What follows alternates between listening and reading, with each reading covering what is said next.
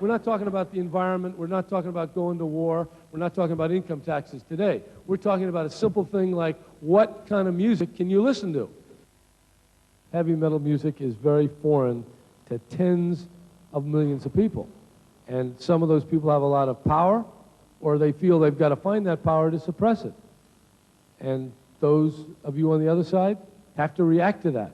And you're not trying to suppress somebody else. You're just trying to say, I want some space to be who I am, or to hear what other people think they are. That's my freedom to realize who I am. I want to hear it from Ozzy's lips. Is there any virtue to the argument that rock music can cause a person to blow their head off?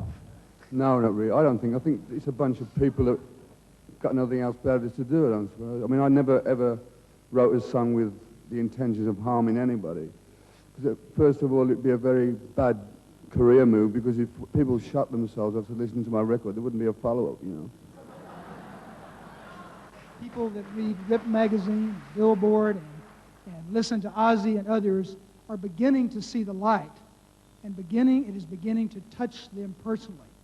I think that they have awakened a sleeping giant that has a tremendous amount of power, the power to quash this effort to abandon the First Amendment.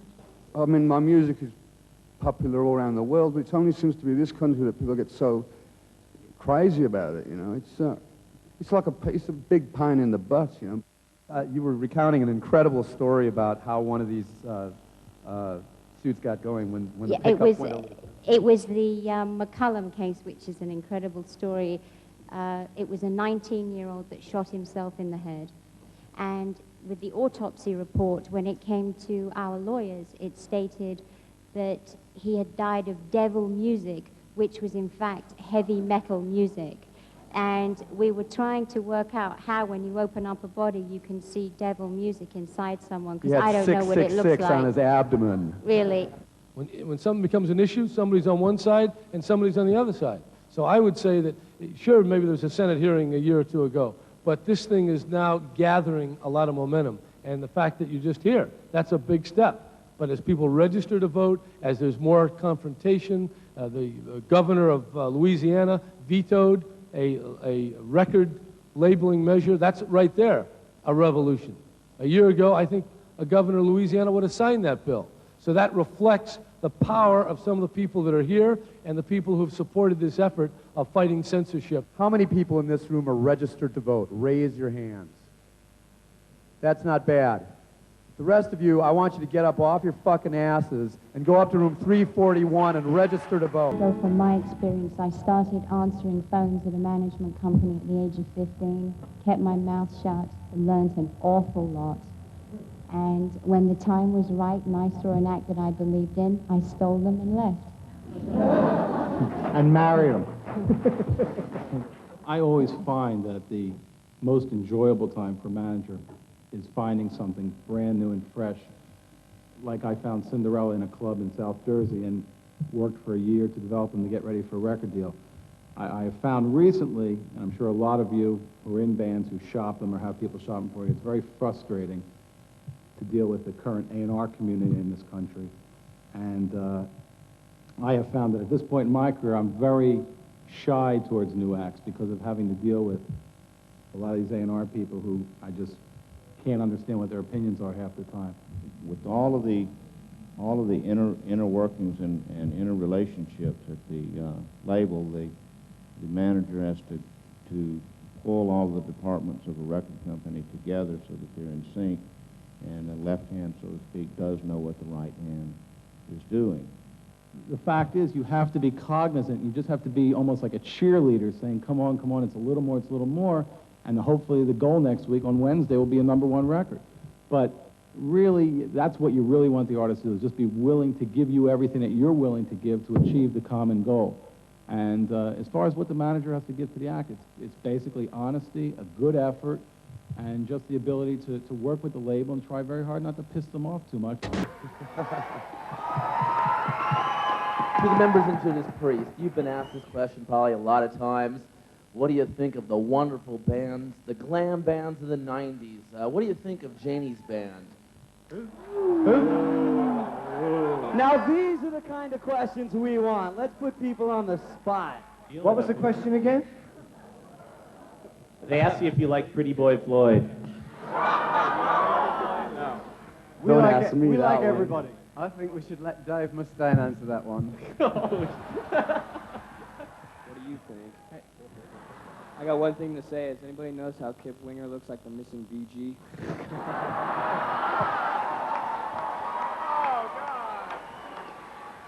We're starting. Has any of you ever toured with a band that you really hated, and if so, who? That's a good question. I toured with Bad English. It was terrible. Sucked. I toured with the Kinks in 1977. Ray Davis made us pay $350 a fucking night to open up for them when we were getting $250. Really? And we never paid the bastard. Wow. Anybody have anything good? Is this going to be good? Don't you want to know if those are really Jani's teeth in the cherry pie video? Jani, have you ever had a real job? Have you? What? Hell no. Damn right.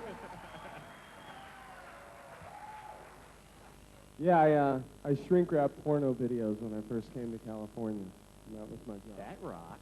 Wow. Jani and Joey, on Cherry Pie there's a minute of Ode to Tipper Gore. Are you guys going to have to come out with 2 versions of that album for retail, for sales and such? Have you guys got any feedback on that yet? Yeah, we have. We just we released it. It's like 54 seconds of the word fuck and blowjob and shit like that, which we put on there as kind of tongue-in-cheek. You know, it was kind of done in a No fun pun way. intended. But it's a statement. It's kind of like fuck you to Tipper Gore and all the right-wing conservative fanatics that are trying to censor music. I'm not into it. I don't mind voluntarily labeling a record, but I'm not going to take the words off it. And I encourage anybody to not buy censored versions of albums. Go somewhere where you can find the uncensored version, because that's bullshit. Okay.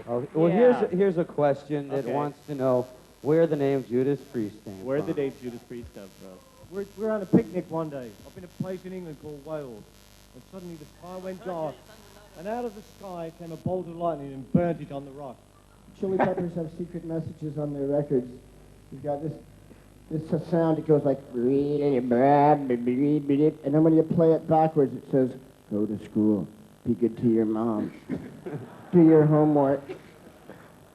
Opinions are like assholes. Everybody's got one, and most of them stink. You know what I mean? It's just like we're not really opinionated. I mean, whatever anybody thinks is fine. You know, you have to make up your own mind about it. Did you or did you not record 100% of your own guitar parts on your first album? I did record 110% of all my guitar parts. Thank you very much. We get accused of that shit all the time for some reason. I don't know why. Is there But we anything, play our own Jani, music. let me just ask this to Jani. Is there anything that you want to set straight right now to some people? There's a whole shitload of stuff Well, I'd like to go set for it, straight. boy. First of all, Warrant plays all their fucking music. Second of all, this year we decided, because it was something that we wanted to do, we've wanted to do it for a long time, we said, fuck using tapes, fuck using sequencing, fuck using sampling. When you come out and see Warrant, it might not be picture perfect, but it's going to be the fucking band. All right. Because you're paying to see a live show. Hey, Rick, I have a question for you. Since you're directly connected with MTV, how much more Yo Raps do we have to listen to? Once again, it's the best show on MTV. It's the best show on MTV. Yeah. This is Dave Mustaine. Do you ever talk with the guys from Metallica anymore? Yeah, I do. As a matter of fact, we just played Friday night up in Petaluma, and the boys came out to see me and the rest of my band. It was our first show that we played in 2 years, and everything was a bit stiff because, you know, it was our first show, like I said, but they were there, and Lars said that he really liked it, and that he really likes our new record.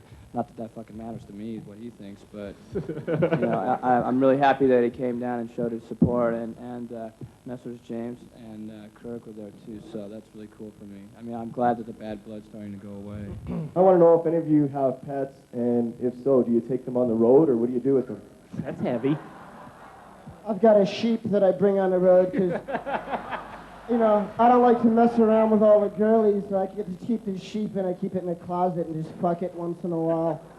You know, don't have to take it out to dinner. It doesn't talk back. It's a nice little sheep. And Vito brings out Jessica Hahn. Dave, you have such beautiful hair. Do you condition as well as shampoo?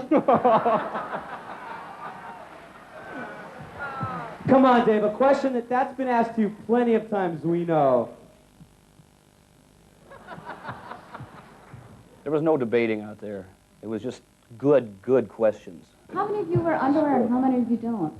I remember I saw Todd Rundgren about 12 years ago, and he had no underwear on and leather pants, and it looked like his wiener was just hanging out for everybody to see. Dave Mustaine, have you ever been to Chuck E. Cheese Pizza? I think that's what everybody wants to know. Yeah, I have. Did you take a picture with the giant mouse? Any questions from Flea's daughter? I think that was genuine. What was that again? One more question. I have a 10-year-old son who likes chili peppers, so I had to get Flea's autograph so that maybe my kid will take the garbage out instead of me on Sunday nights. This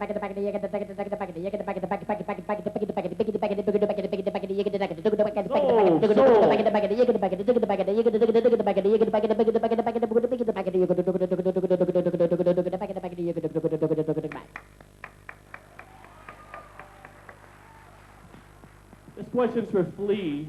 One of the songs I grew up with when I was younger was New York's All Right. Whatever happened to the guys in Fear? What are they doing?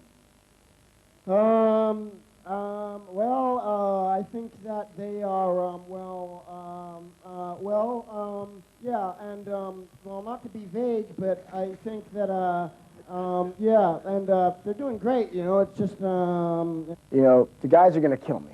The guys are going to kill me, but we're going to do this secret thing. What we're going to do is, I can't believe I'm saying this, we're going to rehearse really hard, we're going to make a really good record, then we're going to go around and play concerts, and it's our secret plan. I'd like to ask Dave how him and Marty hooked up.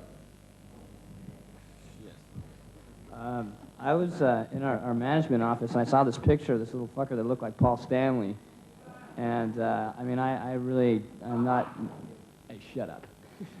I'm not really too into Paul Stanley, but I listened to his CD, and the guy just smoked me. And, you know, it's really cool because, I mean, I've had a lot of guitar players come in and out of my life that's influenced us, but none that's really, you know, been able to do something like at first request. Marty's very versatile, and he plays these weird fucking Arabic kind of solos and stuff that I really like. I was a Cheap Trick fan for the longest time. Were a Cheap Trick fan. Ooh, I mean, your music was great. Now that you got the original lineup together, you're going to go back to that heavier style instead of being more of the contemporary that you seem to have gone to? I think we want more edge because I'm pissed off at some of the wimpy ballads and shit we've been doing lately. Did anyone ever actually get to throw a TV out of a gigantic hotel window and watch it smash in the pool below? I dropped a Sony Walkman off the roof of a hotel once. It was. This question for Rick Nielsen. On the Budokan album, you had a song called Look Out, and I was curious if you ever recorded a studio version of that and if it was supposed to be on any certain album. The Japanese album was never supposed to be released in the United States. It was a big fluke. We lucked out heavily. We couldn't believe it. And no, we didn't do a studio version of it. And I think it's getting towards the end here, and I think all these musicians up here, we're all from different bands, and I think it's cool, and I'm really happy to see everybody out here. And Ricky, you did a great job. And I got to take a piss real bad. See ya.